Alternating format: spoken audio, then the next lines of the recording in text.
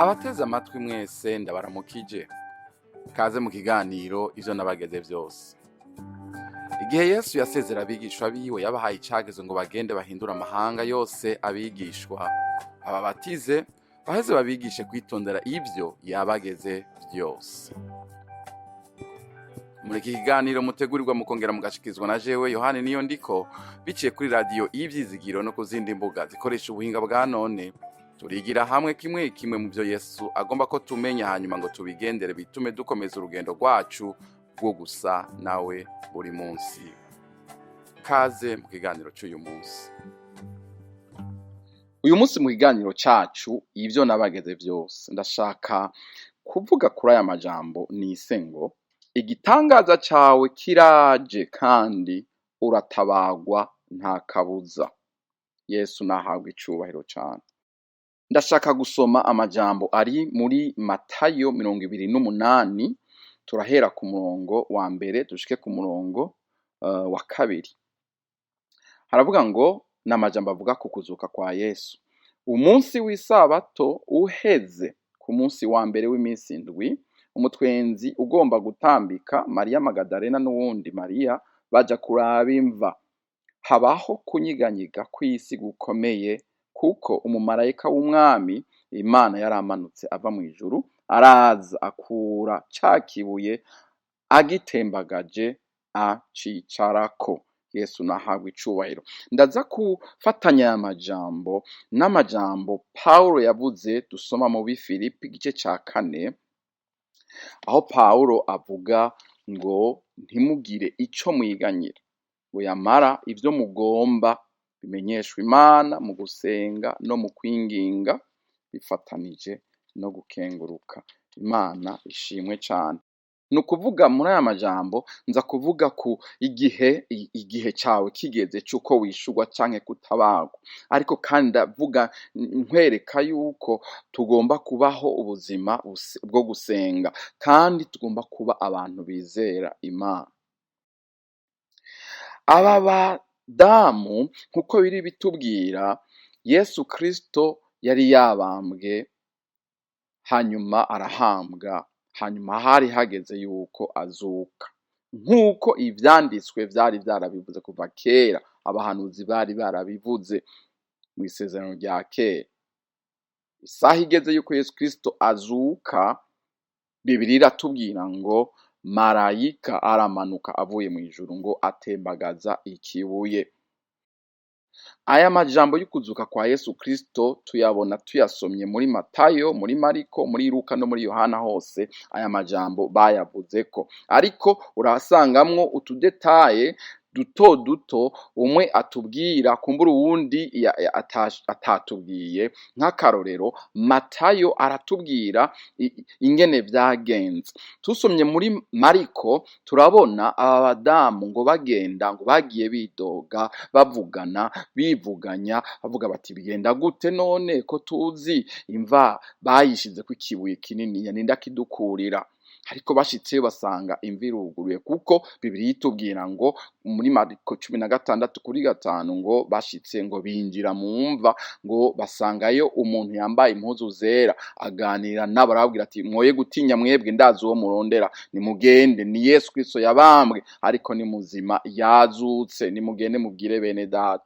Muri Luka naho turabona ngo baragiye ngo basanga ikibuye catembagajwe kitakiri kumva, imva iri gusa. Binjiyeyo ntibabonayo umubiri wa Yesu Kristo, barazazanirwa cyane. Hanyuma ngo umuntu yambaye impuzu zera bahagarara iruhande yaho. Tugiye muri Yohana naho turabona ngo baragiye bashitseyo, ngo bashitse ngo basanga imva iruguruye, ngo barirukanga baja kubwira Petero n'abandi bigishwa ngo babibabwiye. Tubona ngo Petero ngo na wa mwigisha Yesu yakunda baca barirukanga, ko ntibizeye ivyo babwiwe n'abo bagore. Barirukanga no kumva bashitseyo basanga imva irakinguye iruguruye, basanga impuzu bari bahamvyemwo Yesu niyo ziri, ariko Yesu ntawuriyo. Hanyuma muri Yohana hatubwiye ngo wa mwigishwa Yesu yakunda ngo yinjiye mu mva kabiraba, ngo arizera. Imana nishimwe cyane. Wombaza uti none abashinze intahe y'ibi vyabaye vyo kuzuka kwa Yesu Kristo ni bande? Ubwa mbere hariho abarinzi. Abasoda bari bahawe igikorwa cyo kurinda imva ya Yesu Kristo ngo ntihagira baza kwiba umubiri wiwe ngo baze kuvuga ngo ngo yazutse, kuko bavuze ngo ubuhumvyi bwa mbere ngo bwa nyuma ngo bwosumvya ubwa mbere, hamwe hogira ikintu kiba nk'ico. Hanyuma nico gituma babahaye abarinzi bo kurinda iyo mva ya Yesu.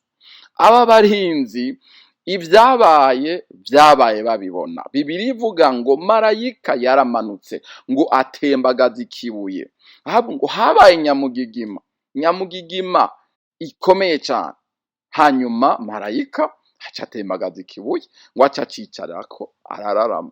Amaze kugitembagaza ico kibuye, Bibiliya itubwira ngo abo barinzi baguye nk'abapfuye. Imana ihabwa icubahiro, Imana ishimwe. Abarinzi rero barabibonye ivyabaye, baguye nk'abapfuye. Abandi bashinze intahe y'ivyabaye ni bande? Naba bagore. Abagore barahishikiye, barabonye wa mumarayika, bavuganye nawe. Abandi bashinze intahe y'ivyabaye ni bande? Ni Petero na Yohana, nkuko nari ndabivuze mu kanya gatoya. Petero yaragiye ngo arinjira mu mva arashikayo, abona imva iri gusa, Yesu ntawuriyo. Hanyuma kandi dukomeje muri Luka igice ca 24 turabona abigishwa babiri bari mu nzira ija i Emawusi, ngo abo nabo baganiriye na Yesu bataramumenya, ngo ariko mu mitima bakumva ko ari ikintu kidasanzwe. Kuganira na Yesu ni ikintu gikomeye cyane. Uyu uganiye nawe, mwibuke navuze ngo tumenyesha ivyo dukeneye Imana mu gusenga no mu kwinginga. Iyo upfukamye, iyo uri ku mavi, iyo uriko urasenga Imana, kuko uri kuganira n'Imana, uganira na Yesu, hari ikintu kidasanzwe bumva mu mutima wawe, ngo imitima yawe yaragurugumba, ikagurugumba, bakumva ikintu kidasanzwe. Ntibari bwamenye ko ari Yesu, ariko ubwo bahishuriwe ko ari we aheje kumanyagura umutima, bakabona bati ni Yesu. Baca baravuga bati nkabibona, basha nkavyumva kweri, jewe numva ko ndi kumwe n'umuntu adasanzwe. Imana nishimwe cyane. Abigishwa rero barabibonye, barikoreje ku rutoke, barabonye imva kwiri gusa. Imana nihabwa icubahiro. Intsinzi yarabonetse. None yabonetse gute? Vyari vyarahanuwe, isaha igeze ku munsi ugira gatatu Yesu Kristo arazuka. Marayika araza, aramanuka, atembagaza ikibuye, abasirikare bagwa nk'abapfuye. Marayika, Imana ije gutabara, Imana ije kuzura Yesu Kristo. Ubushobozi bwazuye Yesu Kristo bwari ubushobozi bukomeye cyane. Nibutse yuko Bibiliya ivuga ngo buriya bushobozi bwazuye Yesu Kristo buri muri twebwe, bukorera muri twebwe. Mpwemu yera yamuzuye ari muri twebwe. Imana idufashe kumenya abo turi bo n'inkomezi dufise, n'ivyo dushobora gukora dusenze tukizera Imana. Mu buntu bwayo Imana dukoresha ibikomeye. Marayika ntiyakanzwe ikibuye n'ubunini bwayo, ntiyakanzwe abasirikare n'inkoho bafise canke n'ibigwanisho bari bafise. Nyabuna yaragitembagaje aca cicarako.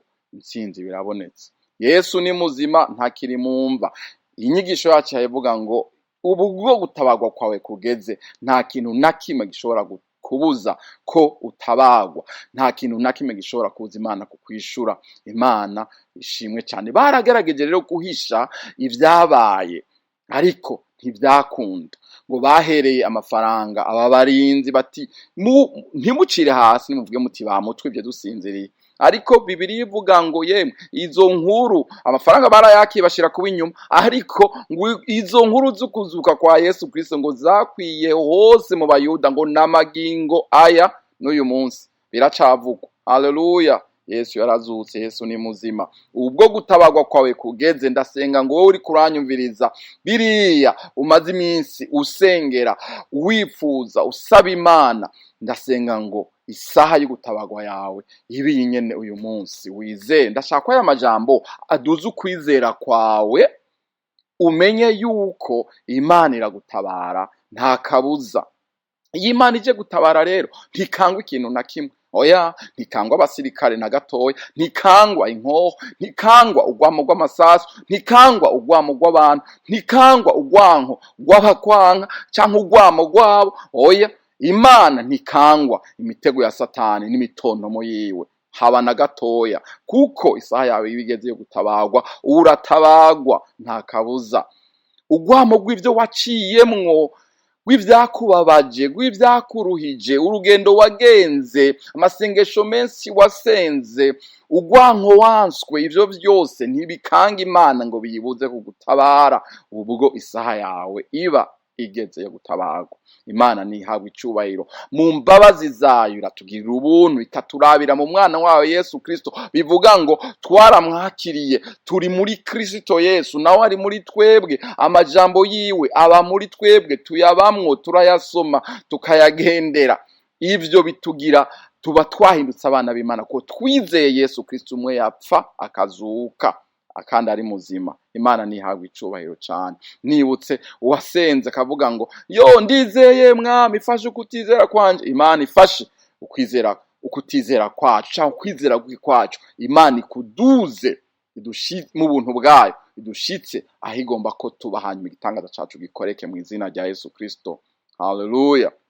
Ashaka kuvuga yuko yego mu buntu bwa Imana iratugirira neza, ikadukora ibitangaza, ikatwishura amasengesho yacu, ariko kandi duhamagarwa gusenga no kwinginga Imana, hanyuma tukizera. Bikavuga ngo iyo musenga mwizere ko muhawe. Imana ishimwe cyane. Tumenye yuko dufise umwansi, ni Satani, aratwanka n'abadayimoni akoresha, baratugwanya, ariko ntitubatinye, dusenga Imana kandi twizere. Igitangaza cawe kiraje, saha yawe irageze. Ubwo rero hageze, urizere, uratabarwa nta kabuza. Nta gishobora kubuza umugambi w'Imana, nta gishobora kubuza inyishu yawe kigushikako. Imana iguhezagire cyane.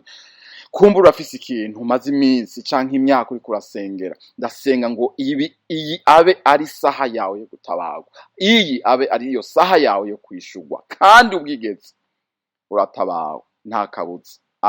Imana iraje kugutabara, kandi ntikangwa ikintu na kimwe. Oya, nta na kimwe, nta kiriho, nta cabaye, nta nikizoza. Imana yacu ihabwa icubahiro cyane.